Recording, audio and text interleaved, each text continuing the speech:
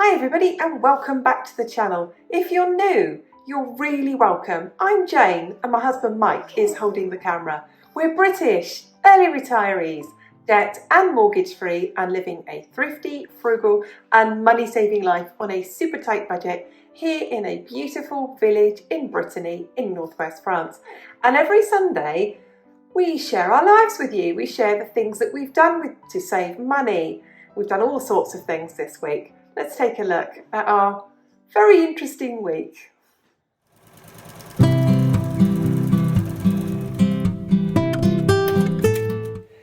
I love to get some sewing done, either first thing in the morning or later on in the evening. And it can be cloudy here in Brittany and good daylight isn't always available. Which brings me to the sponsor of today's video, which is Serious Lights. And I want to share with you the offer code of SR318, which gives you a £50 saving on the Alex light and free international shipping. And the Alex light is the one I'm using in this video. I've had my Alex light from Serious Lights, which are handmade in Aylesbury in the UK for 6 months now, and I have been more than pleased with it. This has made a huge difference to my quilting, which requires accuracy to get all my seams and points to line up, and I really do need good lighting to do this. I chose the Alex light from the range of Serious Lights due to the sturdiness of the light and the long flexible arm that allows me to closely light the section I'm sewing without getting in the way or falling over. The light itself doesn't strain my eyes in the way previous lights did. I can also angle my Alex light to get really close to my sewing, so my quilting is super accurate. Thanks so much to our sponsor Serious Lights, and the link with the offer is in the description box below.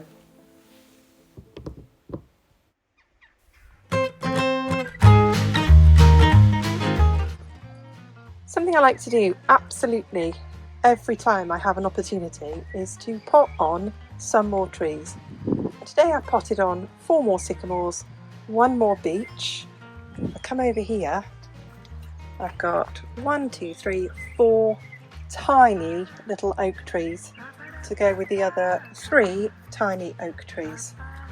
When they grow a bit more, they look like that. And I keep them near the house like this, right by the door, so the deer don't eat them. Excuse my bin. Everyone's got a bin by the door, haven't they? So there we are. And people who don't know much about trees always get a bit uppity, don't they, when somebody says, oh, you cut down a tree. There's millions of them. Millions more are growing. There's hundreds here growing on our land, and I just give them a helping hand. Because if I left them where they were, they would be growing under the tree, which is not the best place for them. And the deer would try and eat them.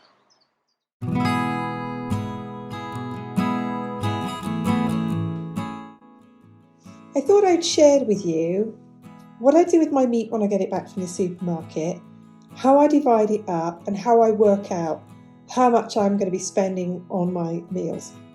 So I've divided the meat up and then I've worked out from the cost of the meat how much is in each bag. So in here I have €2.25 of sausages, so we've got 3 sausages each for a meal. So I know in that meal that I will be spending $1.12 approximately on meat for us for each meal. Then I've got, for example, chopped ham. Now this chopped ham I put in stuff like an omelette, or I might have it with pasta, something really quick and easy. It's great to have in the freezer. And I know that each one is 70 cents each. So we'd have about that much each in a meal. It's 200 grams, it's quite a lot. It's about half a pound there, but I would make an omelette, you probably have, or a quiche. Usually I make it with quiche. So you can see it's quite a lot there, so I know it's 70 cents per person. Then I've got belly pork here today, and there's 4 thin slices in there, and I know that if I cook that, that's €1 per person. I've got a bit more expensive here. This is chunky pork shoulder steaks. It's €3 a bag, so $1.50 a person. I've got meatballs here, beef meatballs here. That's obviously $3.50 a pack, so what's that? 150, 175 a person. That would probably make, if I did meatballs and spaghetti and tomato sauce, it would be a bigger portion for our dinner and a smaller portion in a smaller bowl for the lunch the next day. So it would work out, 175 a person for dinner and lunch for the main component, which is the meat. Then I have got chicken breasts here. This is really expensive. That's £4.50. We don't buy a whole chicken. It's €15 for an entire chicken. Also, if we were to buy chicken thighs, by the time you take the skin off it and the bones off it and all the bits that never get cooked and the bits that are a bit gristly, it's not really a big savings. Not really. What I do with the chicken breast is that I will wrap it in bacon and roast that, because we tend to have a bit more meat for a Sunday lunch, bit of a treat. So there we go. And then over here, I've portioned out, so it was €9 a kilo for beef mince, and that is 15% fat, so 85% not fat, which is good, isn't it? And that works out £4.50 for half a kilo, and that will make us a meal for 2 days. So you can see again, it's like $1.12 a person. I'll make something like a cottage pie, or I will make a lasagna, or I will make our favourite at the moment, which is moussaka. So that shows you what I do with my meat and how I portion it out and how I can work out. On average, each meal is costing us, except for Sunday lunch, which is double that, each meal costs us about €2 for our main meal. Our lunch is around €1 and our breakfast is around 50 cents. So you can see in a day we eat reasonably well. The vegetables are obviously much cheaper. Things like potatoes, rice and pasta go with it, not very much at all. But that's how I work out. That's how I keep my food prices really low.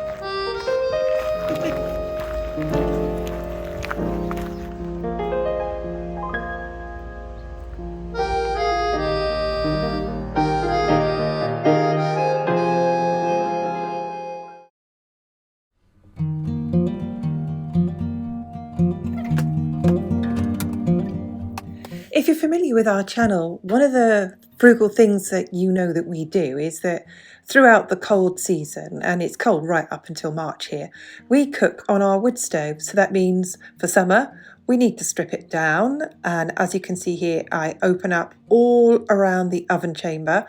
We open a bit at the top, we open a bit at the bottom, and you can see I'm sweeping all of the soot down and out of the way.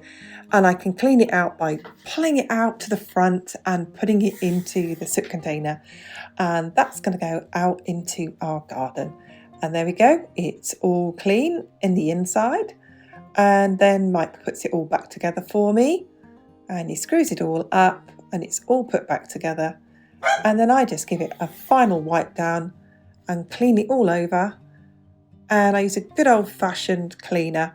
It's basically a washing soda and it gets any grease or soot off the cooker.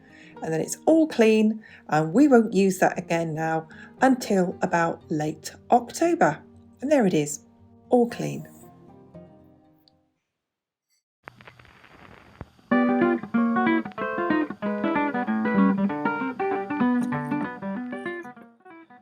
We are just off to our déchetterie, which is kind of a recycling centre. We've got stuff to put into the charity box that goes off to Tigre Coupe, a charity shop.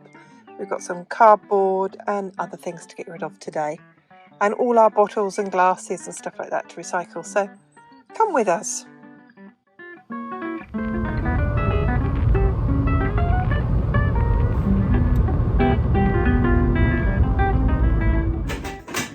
So I am now at the déchetterie, and we've got a thing, a big box thing. Can't think what you call it. Goes in the back of a lorry. Container goes in the back of a lorry, and inside it you can see here all the recycling, all the stuff, household stuff, books. There's a bassinet here.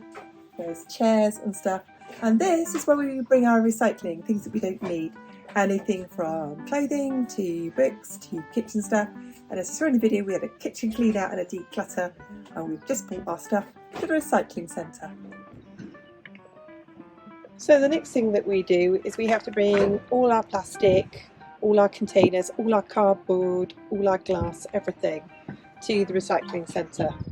And all the plastic and the cartons go in one, and these one here, all the jam jars and all the bottles go into the other. Put on the wide shot. Oh, there you go, you can see it. So here we are at our recycling centre, and you can see here all of these skips. You bring your car up and all the skips, so from garden waste, cardboard, metal, everything gets sorted, and you bring it all here. And I am going to be putting all my rubbish, all my recycling into the containers. As you can see in here, all the things like egg cartons go in there.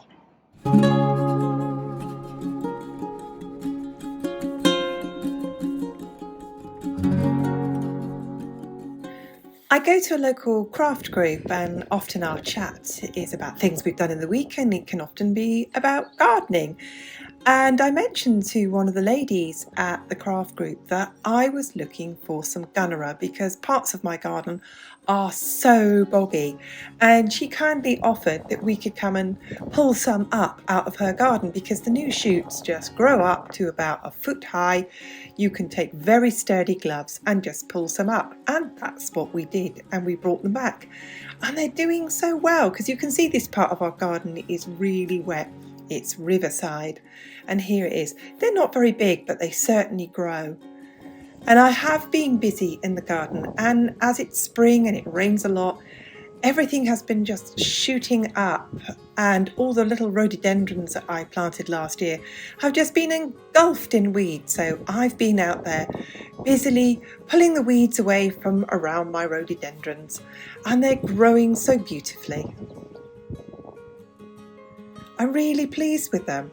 I only paid about €7 each for them from Lidl, the local supermarket, and aren't they doing so really, really well?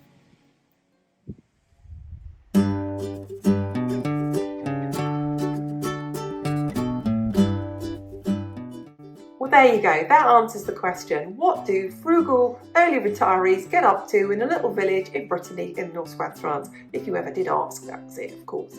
Anyway, thank you so much for watching. Thank you to everyone who hits the like button. Have you done it yet? Have you hit the like button? Thank you. Thank you to everyone who leaves a comment. We read every single one of them. Thank you to all the subscribers. The channel is really growing, and we couldn't do it without you. Thanks everybody. We'll see you soon. Bye.